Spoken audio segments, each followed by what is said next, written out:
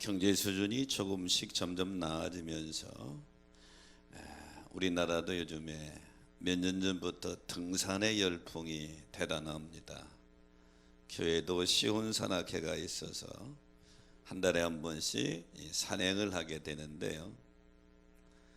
지난주에는 우리 김상용 장로님 대회가 결혼 30주년으로 글쎄 에베리트 산을 등정하고 왔어요. 아주 고생 많이 했다는데 다시는 거긴 안 가갔대. 너무 고생해서. 근데 엄청난 추억을 만들고 왔다는데요. 등산할 때에, 산에 오를 때에 준비물과 주의사항이 많지요. 특별히 주의사항 중에 중요한 것은 길을 잃지 않는 것입니다. 만약에 길을 잃게 된다면 큰 전환을 만나게 되지요. 길을 잃지 않으려면 등산하는 등산객들은 이정표를 잘 봐야 됩니다. 이정표의 목적은 가는 방향을 알려주는 무언의 안내인 역할을 하게 되는 것이죠. 우리의 인생도 산행하는 것과 거의 비슷해요. 한 번도 가보지 않은 길을 산행하는 것과 똑같습니다. 이때에 우리 인생이 정말로 하나님께서 원하는 승리로운 인생의 길을 살아가려면 이정표를 잘 봐야 돼요. 인생의 이정표, 인생의 지표를 늘 확인하면서 가야 합니다. 오늘 본문은 우리 신앙생활의 지표, 이정표가 되는 그런 말씀이 수록되어 있습니다. 내용적으로는 사무엘의 성장과 소명, 그리고 엘리 가문이 쇠퇴해가는 그런 내용들이 담고 있어요. 엘리의 아들들은 제사장의 아들이지만 오늘 본문의 말씀에 보면 여호와를 알지 못했더라. 그러면서 하나님 앞에 악행을 저지르고 하나님을 모독하게 됩니다. 그런데 이 사무엘은 하나님 보시기에 합당한 모습으로 점점 성장하게 되죠. 그래서 하나님 앞에 제사 드리는 이 제사장의 직무가 엘리의 가문에서 사무엘로 옮겨지는, 다시 말하면 하나님을 기만하는 행위는 단순히 개인의 몰락이 아닌 가문의 몰락으로까지 이어지는 그런 모습을 보게 됩니다. 자, 우리가 희망을 가지고 2017년 정유년을 출발해서 여기 오늘 네 번째 주일까지 왔습니다.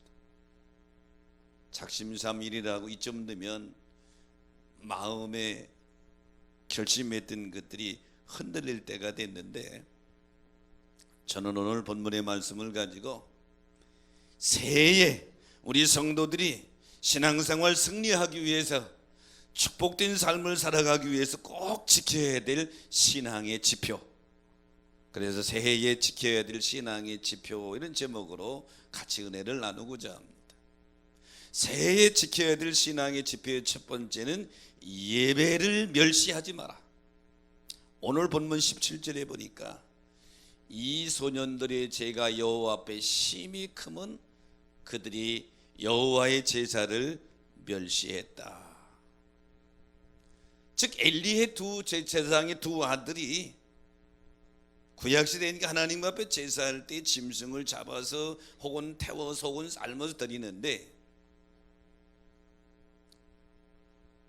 제사를 준비하는 사람들이 고기를 삶을 때에 두 아들이 사환에 와가지고 새 갈고리를 가져와서 쿡 찍어서 하나님 앞에 드리기 전에 제가 먼저 가져가고, 고기를 잡아서 기름을 태워서 하나님 앞에 드리는 제사가 먼저인데 기름을 태우기 전에 쌀고기 내라, 제사장이 가져오라고 그랬다. 안 된다, 하나님 앞에 먼저 드리고 그래도 뺏어가겠다, 이러면서 이 모습을 성경은 여호와의 제사를 멸시했다, 이렇게 표현하는 거죠. 이 멸시했다고 하는 니아추라고 하는 단어는 능욕했다는 뜻이에요. 휴방했다. 하나님의 제사를 능욕하고 하나님의 제사를 휘방하고 멸시했다. 하나님께 제사를 멸시하는 사람이 하나님의 축복을 받을 리가 없죠. 창세기 4장 5절에 보면 가인과 하벨의 제사 지내는데 가인과 그 제물은 하나님 받지 않았다. 믿음으로 드렸던 아벨과 그 제물은 받으시고 믿음 없이 드리는 형식적인 드리는 가인의 예배는 받지 않았다. 이 시간 우리가 수백 명이 함께 예배를 드리지만 예배를 받으시는 하나님은 각자 예배를 받으신다. 여러분이 드리는 예배가 하나님이 기뻐하시는 예배로 연락되시기를 주의 이름으로 축원합니다. 사무엘상 13장에 보면 사울왕의 망령된 모습이 나오는데요, 블레셋 대군이 쳐들어왔어. 블레셋 군대가 믹마스에 진을 쳤는데 전차가 3만 대고 마병이 6천 명이고 병사는 해변의 모래알처럼 많았다고 그랬어요. 사울왕의 군대가 두려워서 터집니다. 사울왕도 하나님 앞에 제사를 드리고 나가야 되는데 사무엘이 좀 늦게 와요. 기다려도 안 오니까 8절 9절에 보니까 사울이 번제와 화목제를 가져오라 그래서 제사장만이 드릴 수 있는 제사를 사울왕이 자기가 집례를 하게 됩니다. 여기서 사울의 잘못은 예배를 너무 가볍게 여긴 것이죠. 자신의 마음대로 결정한 거예요. 이것이 하나님을 멸시하고 하나님을 무시하는 행위가 되어져서 하나님의 진노하시죠. 그래서 사무엘은 13장 14절에 보니까 지금 왕의 나라가 길지 못할 것은 여호와께서 그 마음에 맞는 사람을 구하여 그를 그의 백성의 지도자로 삼으셨으니 왕의 나라가 길지 못할 것입니다. 사울왕은 예배 한 번 잘못 드리고 예배를 멸시한 이후에 그 왕의 후대가 끊어질 것을 사무엘을 통해서 통보를 받게 되죠. 우리도 오늘 믿음의 길을 걸어갈 때 그리스도인으로서 하나님께 예배 드리는 것을 아주 귀하게 여겨야 되는데 예배를 무시하고 멸시할 때가 있다. 예를 들면 이렇게 생각해 볼 수 있어요. 주일 예배, 교회 드리는 예배는 그렇다 치고 가정에서 드리는 목장 예배, 리더들과 함께 다음 주는 어디 드릴 거 자기 가정으로 드리고 있는데 목원들과 함께 시간 돼서 그 집에 가보니까 문 잠그고 아무도 없어. 이거는요 예배를 멸시하는 행위입니다. 예전에 우리의 믿음의 선진들은 예배를 얼마나 귀하게 여겼냐. 예배 드릴 때 해요 목욕제기하고 예배에 나왔고요, 하나님 앞에 드리는 헌금도 1,000원짜리도 방이 다리미로 다리면 2,000원 되는 것도 아닌데 빳빳하게 다려가지고, 왜 정성이지요. 오늘 이 예배에 참여한 여러분, 금년 1년 신앙의 길을 걸어가는데 우리가 꼭 하나님의 축복 가운데 살기 위해서 내가 꼭 지켜야 될 신앙의 이정표 지표는 예배를 멸시하지 말라. 동의하시면 아멘 합시다. 예배를 멸시하면 안 된다. 사도행전 10장에 가이사라의 고넬료라고 하는 백부장의 모습이 나옵니다. 사도행전 10장의 배경은 그 당시만 해도 이방인들은 구원이 없다고 생각을 했어요. 이방인들은 구원의 대상이 아닙니다. 그러니까 사도들도 이방인의 집에 복음 전하러 가지를 않았어요. 고넬료는 이방인이요 백부장이요 점령군의 중대장 든드는 사람으로 권력도 있는 사람이에요. 이 사람은 다른 사람과 다르게 하나님을 경외하며 구제하고 기도하는데 4절에 보니까 하나님 앞에 상달되어 기억하신 바가 되었더라고 그랬어요. 여러분의 예배가, 여러분의 삶이 하나님이 기억하시는 상달되는 모습이 되시기를 축복합니다. 그러니까 하나님이 베드로 목사님을 고넬료의 집에 보내게 되죠. 베드로 목사님이 고넬료 자기 집에 오니까 10장 33절에 보니까 얼마나 그가 그 베드로 목사님을 영접하는지 그 앞에 엎드려서 하는 말이, 하나님이 우리 당신에게 말씀하신 거 다 말씀하시옵소서. 우리가 다 지금 하나님 앞에 있나이다. 예배할 때의 기본 자세는 지금 내가 하나님 앞에 있다고 하는 그런 자세로 서야 예배가 성공할 줄로 믿으시기 바랍니다. 지금 하나님 앞에 있습니다. 그랬더니 10장 44절에 보니까 베드로가 설교할 때에 성령이 말씀 듣는 모든 사람들에게 내려오시더라. 이 시간도 말씀 듣는 여러분에게 성령이 다 내려오게 되시기를 주의 이름으로 축원합니다. 예배를 귀중히 여기는 자와 예배를 멸시하는 자, 바라기는 오늘이 사랑하는 여러분, 2017년 살아갈 때에 첫 번째 신앙의 지표가 예배를 귀히 여겨야 되겠다, 예배를 멸시하지 않아야 되겠다. 이 결단이 여러분의 것이 되시기를 주의 이름으로 축복합니다. 남유럽의 조그마한 마을에 언덕 높은 곳에 교회 하나가 세워졌는데 그 교회 이름은 많은 등불의 집입니다. 근데 정작 그 교회에는 등불이 하나도 없어요. 그런데 별명은 많은 등불의 집이요. 내용은 약 400년 전에 이 언덕에 살고 있던 공작 하나가 10명의 딸을 두고 있는데, 이 공작의 기쁨은 딸들이 뜰에서 뛰어놀면서 자라는 걸 보면 기쁨과 낙으로 누리는데, 딸들이 점점 커서 하나 둘 짝을 만나 시집가고 이제 공작 부부만 남게 됐단 말이죠. 쓸쓸한 가운데 삶을 보내다가 분독 이런 생각이 듭니다. 하나님의 마음이 이와 같지 않을까? 그래서 내가 하나님께 교회를 져서 봉헌해야 되겠다. 언덕 제일 높은 곳에 교회를 져서 아주 잘 졌습니다. 장식도 잘하고 조각품도 잘하고, 그리고 성전 봉헌식을 하는데 10명의 딸들, 출가한 딸들을 다 불렀어요. 딸들이 와서 보니까 교회를 참 아름답게 졌는데 하나 특이한 게 있어요. 전기가 들어오기 전인데 등이 하나도 없는 거예요, 교회에. 막내딸이 물어요. 아빠, 왜 교회에 등이 하나도 없어요? 그랬더니 이게 내 마음이다. 그리고 이 공작은 마을 사람들에게 전부 놋새로 만든 등을 나눠줘서 예배드리러 올 때 놋새 등에들 불을 켜고 전부 오게 했어요. 지금도 400년이 지난 이후에 이 교회에는 등이 없어요. 전기가 없고, 전부 교회에서 예배 시간 알리는 종을 치면 전부 마을 사람들이 놋새 등을 들고 와서, 한 사람이 오면 그만큼 밝아지고, 두 사람이 오면 그만큼 밝아지고, 100사람이 오면 그만큼 밝아져서 성전에 꽉 차면 성전이 빛으로, 사람들이 들고 온 등불로 가득 밝아지는 거예요. 이 공작이 그 교회에 의미를 담으려고 했던 것은, 점점 세상이 어두워져 가고 교회가 어두워져 가는 이 시대에 성도들이 자기 한 사람 삶을 통해서, 예배를 통해서 교회를 밝히고 세상을 밝혔으면 좋겠다.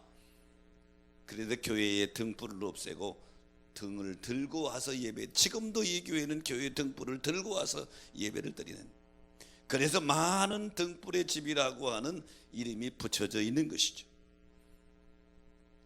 점점 어두워져 가는 교회와 이 세상 속에 살아가는 사랑하는 여러분, 2017년 살아갈 때 여러분의 예배의 등불이 높이 밝혀져 교회를 밝히시고, 여러분의 가정을 밝히시고, 사회를 밝히는 빛의 일꾼들 되시기를 주의 이름으로 축복합니다.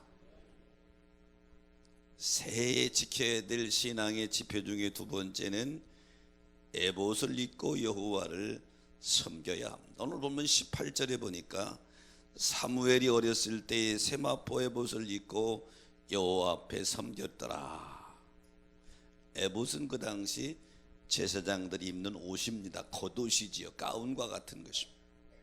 대제사장은 각각 색을 넣어서 입은 아주 화려한 예봇을 입었고, 일반 제사장들은 세마포로 만든 세마포 에봇을 입었습니다. 물론 제사장뿐만 아니라 특별한 행사 때에는 왕도 세마포 옷을 입었습니다. 그런데 본문에 등장하는 이 사무엘은 에봇을 입고 여호와를 섬겼다. 이 사무엘이 입은 에봇은 물론 대제사장의 업무를 감당하는 것은 아니지만 성전에서 제사장이 준 임무를 감당하는 직분을 가지고 하나님을 섬기는 일에 사무엘이 직임을 받은 것만은 분명합니다. 그래서 사무엘이 성전에서 자기에게 맡겨진 직무에 대해서 충성스럽게 감당하면서 일했다. 2017년 새 한 해를 살아갈 때에 두 번째 신앙의 지표는 뭘 가져야 되느냐? 하나님이 나에게 주신 직분에 대하여, 하나님이 나에게 주신 직임에 대하여 충성하며 일하리라. 이런 지표를 가지시기를 주의 이름으로 축복합니다. 잠언 25장 13절에 보니까 충성된 사자는 그를 보낸 이에게 마치 추수하는 날의 얼음 냉수 같아서 능히 그 주인의 마음을 시원하게 하느니라. 하나님의 마음을 근심하게 하는 자가 아니라 하나님의 마음을 시원하게 하는 충성된 일꾼 되기를 축원합니다. 달란트 비유에서도 마태복음 25장 21절에 보면 잘하였도다 착하고 충성된 종아 하고 칭찬받는 일꾼들, 충성하는 일꾼들, 저와 여러분이 그 목적을 가지고 금년을 살아가시기를 다시 한번 주의 이름으로 축원합니다. 고린도 전후서는 고린도교의 여러 문제에 대하여 바울이 편지를 통해서 훈계하고 권고한 내용들이 가득 차 있습니다. 당시 고린도 교회의 문제는 성적 타락의 극에 해당한 것이 교회까지 들어오게 됐습니다. 당시 헬라 문화권에 살고 있는 사람들은 특별히 사회적인 풍습에 따라서, 헬라 풍습에 따라서 성적으로 많이 타락했습니다. 그래서 이 헬라 문화권에 살고 있는 당시 사람들은 성욕도 식욕처럼 하나님이 주신 것이기 때문에 마음대로 즐기면서 살아라, 이 헬라 문화권에 가지고 있는 사람들의 기본적인 사고였습니다. 근데 이것이 교회 안에 그대로 들어와서 헬라 문화권에 살고 사는 사람이 개종해서 기독교인이 된 사람들이 이 문제를 끊지 못하고 교회까지 그대로 가지고 들어온 거예요. 이런 고린도 교회 성도들에게 바울은 단호하게 책망합니다. 고린도전서 6장 19절 20절에 보면 너희 몸은 너희 가운데 하나님께로부터 받은 바 성령의 전인 줄 알지 못하느냐? 너희는 너희 자신의 것이 아니라 값으로 산 것이 되었으니 너희 몸으로 하나님께 영광을 돌려라. 너희는 그리스도의 핏값으로 산 하나님의 것이다. 그러니까 너희 몸을 내 마음대로 쓰지 말고 내 몸으로 하나님의 영광을 위해서 써라. 사무엘은 세마포 옷을 입고 성전에서 하나님 맡은 일에 충성하는 책임을 감당했다. 2017년 직분을 잘 감당하는 충성스러운 일꾼이 되시기를 주의 이름으로 축원합니다. 민수기 12장 7절에 보면 내 종 모세는 그렇지 아니하니 그는 나의 온 집에 충성됨이니라. 하나님이 모세를 그렇게 인정했어요. 내 집에서 충성된 사람이다. 2017년 살아가면서 오늘의 교회에서 하나님께서 보시기에 누구는 충성된 일꾼이다, 이 음성 들으시기를 축복합니다. 미국 서부 개척 시대에 중요한 교통수단은 역마차였습니다. 9인승이 있고 12인승이 있는데 이 앉는 간격이 그 당시 38cm라니까 아주 좁았어요. 여러분, 서울 지하철 좌석의 폭이 43cm로 설계된 거 아시죠? 1인당 43cm, 역마차는 38cm니까 더 좁았죠. 근데 특이한 것은 역마차에 탑승하는 승객들은 1등석, 2등석, 3등석짜리 표가 있어요. 마치 비행기를 타려면 1등석이 있고 2등석 비즈니스석이고 에코노미석이 있는 것처럼 가격이 다 달라. 그런데 1등석, 2등석, 3등석 표를 샀다고 해서 좌석에 더 넓거나 뭐 누울 수 있는가 이런 건 아니야. 좌석은 다 똑같아. 표는 1등석, 2등석, 3등석 표가 있고 가격도 다른데 좌석은 똑같단 말이죠.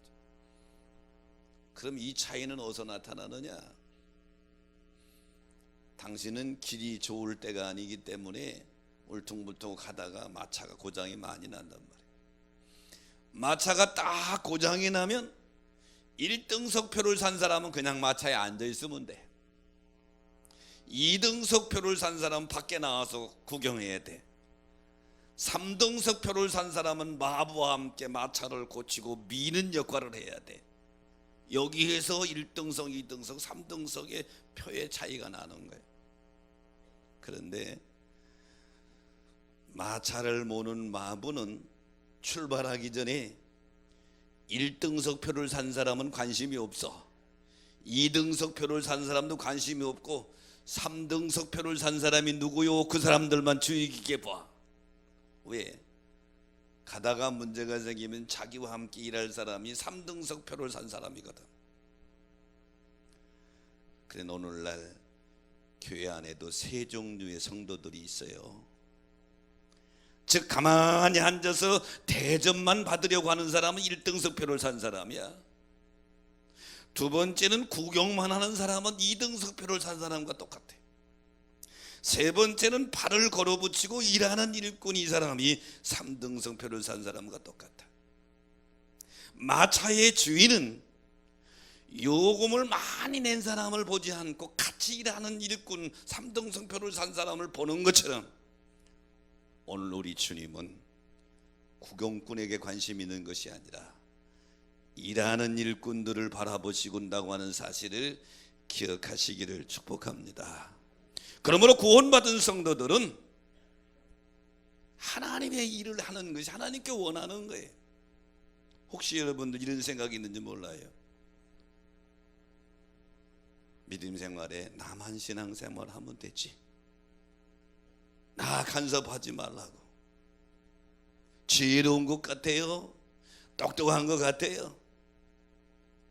그런데요, 여러분이 오늘 이 자리에 있기까지 누군가는 헌신봉사 충성했기 때문에 여러분이 이 자리에 있는 줄 믿으시기 바랍니다. 나 또한 헌신봉사 충성을 통해서 다른 사람들에게 복음이 증거되고 그가 하나님 앞으로 인도되기 위해서 충성의 길을 걸어가는 것이. 그래서 고린도서 4장 12절에 맡은 자에게 구할 것은 충성이니라 이렇게 말씀하고 있는 거예요. 사무엘은 에봇을 입고 성전에서 자기 맡은 일에 충성했다. 금년 새해에 우리가 꼭 마음속 깊이 새기고 살아야 할 신앙의 지표 두 번째는 충성된 길을 걸어가자. 여러분의 지표가 되시기를 주의 이름으로 축복합니다. 새해 지켜야 할 신앙의 지표의 세 번째는 주의 중에 축복이 성취되도록 살아야 됩니다. 오늘 20절 21절에 보니까 엘리가 엘가나와 그 아내에게 축복하는 내용이 나옵니다. 하나님이 바친 사무엘을 대신해서 이 가정에 자녀를 주옵소서 하고 축복하는데, 여기 축복하는 내용 중에 한나를 돌보시사 이렇게 나오죠. 여기 돌본다고 하는 파카드라고 하는 단어는 방문한다는 뜻이에요. 하나님, 이 하나님 앞에 사무엘이라고 하는 아주 귀한 아들을 드렸는데 이 아들을 대신해서 한나의 집을 방문하셔서 다른 자녀들을 좀 축복해 주옵소서, 그런 내용이죠. 여기서 우리가 꼭 기억해야 될 것은 하나님이 한나의 집을 방문하시기 전에 제사장 엘리가 먼저 하나님의 이름으로 축복했다고 하는 것입니다. 제사장 엘리가 한나와 그 가정에게 하나님의 이름으로 축복해서 하나님이 이 가정을 돌보시사 이 가정을 방문하셔서 이 사무엘 대신에 다른 자녀를 주옵소서 했더니 하나님이 한나의 가정을 방문하셔서 의도적으로 방문하소서 세 아들과 두 딸을 더 주신 줄 믿으시기 바랍니다. 이렇게 2017년은 주의 종들이 축복하는 축복이 여러분 가정에, 가문에, 직장에 그대로 이루어지는 해가 되시기를 축원합니다. 창세기 18장에 보면 믿음의 조상 아브라함이 지나가는 나그네를 대접하는 모습이 나옵니다. 하나님이 천사들을 데리고 아브라함의 집 앞을 지나가십니다. 아브라함이 상수리 나무 밑에 앉아 있는데 아브라함의 눈에는 세 천사가 지나가는 거죠. 아브라함은 벌떡 일어나가서 모시고 와서 그냥 가지 마시고 여기 잠깐만 계시옵소서 제가 대접하겠습니다. 아브라함의 대접을 받은 하나님이 창세기 18장 10절에 보면 내년 이맘때에 내가 내게로 오리니 내 아내 사라에게 아들이 있으리라. 근데 사라가 그 소리를 듣고 장막 뒤에서 들었는데 웃었더라고 그랬어요. 왜요? 사라님은 아들을 자녀를 낳을 수 이미 갱년기가 지났어요. 아들을 낳을 수 없는 몸인데 지나가는 나그네가 자기 보고 내년에 이맘때 아들이 있다고 그러니까 픽 웃은 거예요. 근데 이 하나님의 약속의 축복이 1년 뒤에 창세기 21장 1절에 보니까 사라가 아브라함의 노년의 아들 이삭을 낳은 줄로 믿습니다. 그러므로 이삭의 탄생은 우연이 아니라 약속의 성취이며 하나님의 축복이 그대로 성취된 것이에요. 2017년 엘리 가문이 그랬던 것처럼 아브라함의 가문에 그랬던 것처럼 주의 종들의 축복이 여러분 가문에서 그대로 이루어지시기를 축원합니다. 송구영신 예배는 특별한 예배지요. 1년에 한 번 드리는 예배, 묵은회를 보내고 새해를 올 때에 결단하는 예배죠. 주일 예배는 우리 교회가 장소가 적기 때문에 1부부터 5부까지 5번 드려요. 송구영신 예배도 그렇게 드릴 수는 없잖아. 한 번 드리니까 본당 아래 우이 4층 또 우층 또 저쪽 비전센터까지 꽉 차서 통계에 보면 1,500명 정도가 예배를 드립니다. 담임 목사로서 고민도 많이 해요. 새 성도들은 다 안수기도를 받기를 원하는데 이 많은 인은 어떻게 안수해요? 부목사님들 4분과 함께 5시에 한다 하더라도 시간이 꽤 많이 걸리니까 고민하다가 핵심 한 구절만 하는 거예요. 요한 3서 2절 애 영혼이 잘됨같이 범사에 잘되고 강건할지어다. 너희도 빼버려서 영혼이 잘되고 범사가 잘되고 강건할지어다. 믿음으로 그렇게 목사님들 교육 5시 축복기도 하는데 한 2초밖에 안 걸리는 것 같아. 영혼이 잘되고 범사가 잘되고 강건할지어다. 2, 3주밖에 안 되는 축복의 기도지만 믿음으로 받는 자에게 그대로 이루어질 줄로 믿습니다. 2017년 신앙의 세 번째 지표는 뭐냐? 하나님의 종들이 축복한 것이 나와 내 가정과 사업장에 그대로 이루어지기를 주의 이름으로 축원합니다. 이 지표를 가지고 살아라 이 말이죠. 현재 공주문화원장으로 있는 나태주 시인이 있습니다. 1971년에 서울신문 신춘문예에 당선되고 나서 이 문단 활동을 시작하신 분인데 원래 선생님이시지요. 그의 작품이 풀꽃이라고 하는 시가 있는데 간단히 3줄밖에 안 돼요. 자세히 보아야 예쁘다. 오래 보아야 사랑스럽다. 너도 그렇다. 요 정도 시는 나도 쓸 것 같은데 이것이 유명한 시가 됐어요. 2009년에 초등학교 교과서에 실리면서 유명한 시가 됐어요.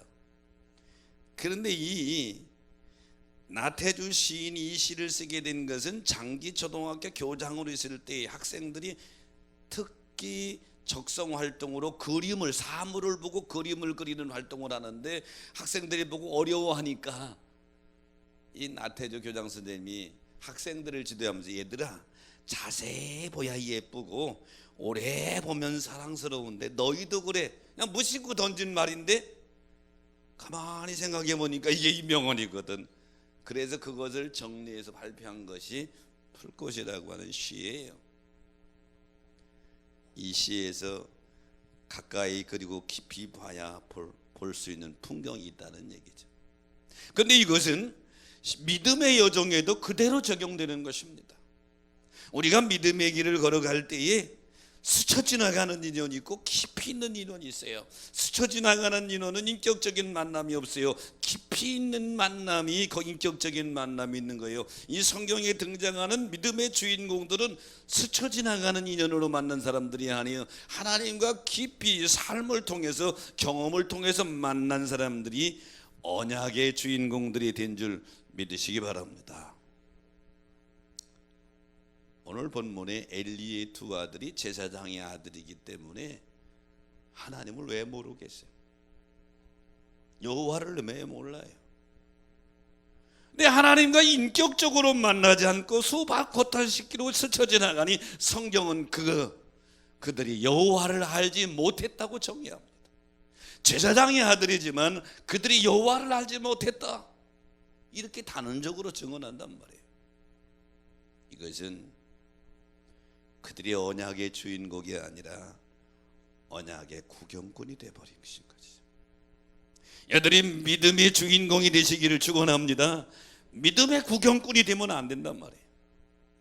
2017년 우리 예수님을 인격적으로 깊이 만나서 언약의 주인공, 믿음의 주인공이 돼가지고 하나님의 종들이 축복하는 그대로 여러분 가정과 사업장 여러분에게 이루어지시기를 주의 이름으로 다시 한번 축복합니다. 수영하는 운동선수들은 물의 저항을 이기는 훈련을 합니다. 물의 저항은 공기의 저항보다 20배나 더 저항성이 강하대. 수영하는 선수들은 심폐 기능을 향상시키는 훈련과 물의 저항을 이기는 훈련을 끊임없이 계속 매일 하는 거예요. 힘들죠. 저도 수영을 좀 해봤는데 힘들어요. 25m 가는 것도 아주 처음에는 죽을 지경이에요. 지속하는 이유는 골인 지점에 달아났을 때 많은 관중들의 박수갈채를 받으며 영광과 명예를 얻으려고 그 많은 노력을 하죠. 우리가 믿음의 길을 걸어갈 때에 수많은 저항을 받습니다. 사탄은 우리로 하여금 약속의 주인공, 멸력 영광의 주인공, 하나님의 나라의 멸류관의 주인공이 되지 못하도록 하기 위해서 수없이 사탄이 저항하게 하죠. 이때에 믿음으로 이 모든 방해와 사탄의 유혹을 이기고 승리하는 믿음의 주인공, 축복의 주인공이 되시기를 주의 이름으로 축원합니다. 그러려면 새해에 우리 신앙의 지표, 믿음의 지표가 있어야 되는데 본문 말씀에 다시 한번 정리합니다. 첫 번째 지표는 예배를 멸시하지 말라. 두 번째 지표는 맡은 직분에 충성하라. 세 번째 지표는 제사장의 축복이 내게 가정에 그대로 이루어지도록 살아라. 그래서 금년 마지막 송구영신 예배 섰을 때에는 축복받은 모습, 승리자의 모습이 여러분이 되시기를 주의 이름으로 축원합니다.